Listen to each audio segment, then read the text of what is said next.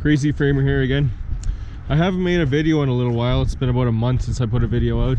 I've been waiting for this house to get ready to start. I think out of all the videos I made, the ones you guys liked the best was the How to Build a House Alone series. So I figure I might as well do another one of those. I'm going to do a second series. I'll call it How to Build a House Alone Season 2.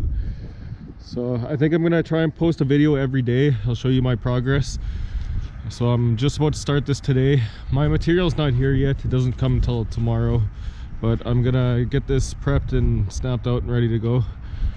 So this will be day one, and I'll try to put a video out every day until I'm done this. That could be kind of hard though, because I'm gonna have to work about 12 hours a day here building this, and then probably spend about 8 hours after that at night editing the videos, getting them ready to go. So it's gonna be a lot of work, but I'll try to get a video out every day. I'm hoping I can do this in under a month. If this takes me a month, that's pretty good. This is a pretty hard house. It's not as hard as that last one I did, but this is I've seen 5-man crews struggle with this model of house, so we'll see how I do. If you want to see me build this whole house by myself, just subscribe and watch the videos. Okay, so the foundation is already done. I didn't do this foundation. I don't do the foundations. I just do the framing. So this is how it looks when I start. The first thing I have to do is take this sill gasket and put it on here. Put it on the foundation, and that's going to fill any gap that this concrete leaves.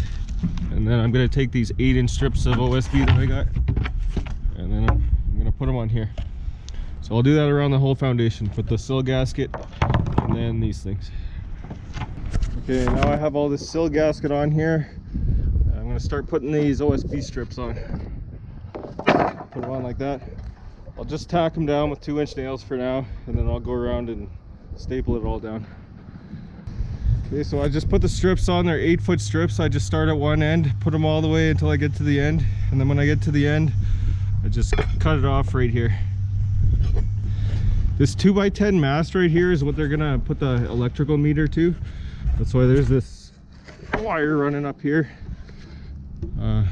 So to put my piece on,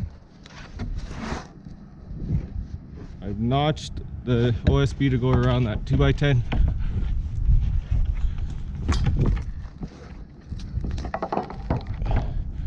Just like that. Okay, now I have all these strips on, so I'll go around and trim off all the outside pieces. There's all the strips on. Now I can start marking my lines for where the rim board is going to go. So this one is going to be similar to that last house I did in How to Build a House Alone.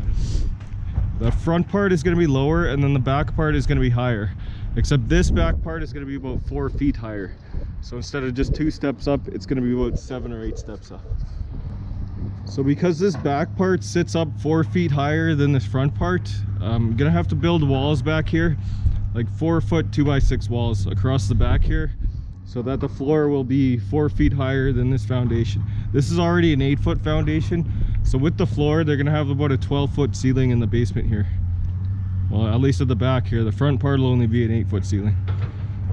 And then on the main floor, this is gonna be the living room up front. That's gonna have like 12-foot ceiling too, and then it'll be about 7-8 steps up to a higher floor up here, and the kitchen's going to be up here.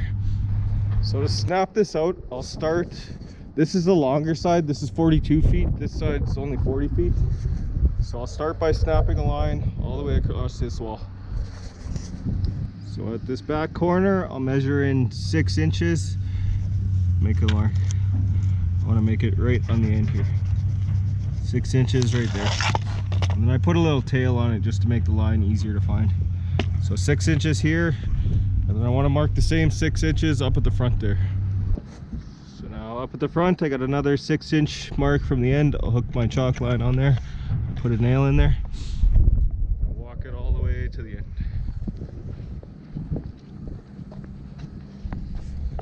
Get around this post.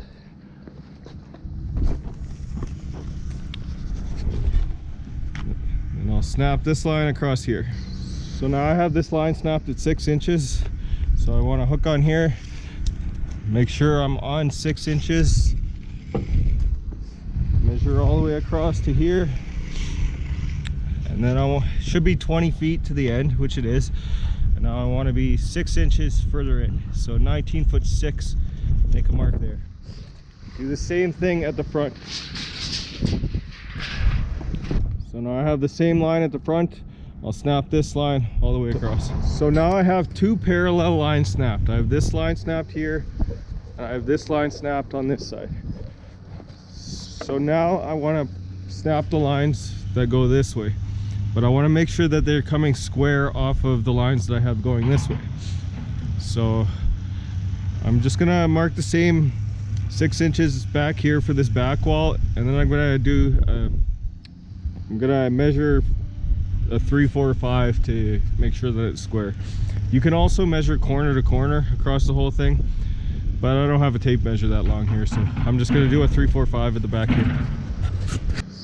So the way you do a 3, 4, 5 is where these lines cross. I'm gonna measure off of this line.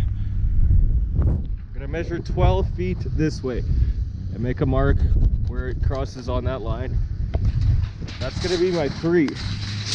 And then I'm gonna measure this way and mark 16 feet.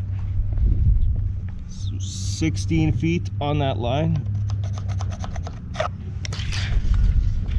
And then at my 16 foot mark, where it crosses with this line, I put a nail in there so that I can hook my tape on it. And then I'm gonna measure across to where I have that other mark. And if this is square, this should be 20 feet right on this intersecting mark. So let's see, 20 feet on the nose, which means perfectly square. So the way that works, it was 12 feet off of that side for my 3, 16 feet off that way for my 4, and then 20 feet diagonal for my 5. Now I'm going to take my measurement off of this back line towards the front to get the overall measurement this way. It should be 42 feet for that part, and then it's a 2-foot jog, so it's only 40 feet for that wall. So now I have these lines snapped at the front.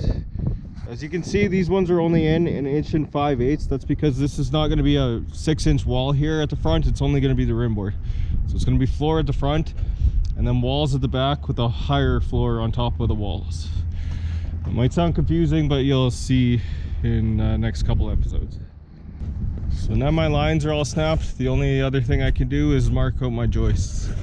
So they're going to start from this side and go 19/2 all the way across. So on 19/2 centers, I always start at 18 off the side, X ahead, and then I'll go every 19.2 inches from there, all the way across.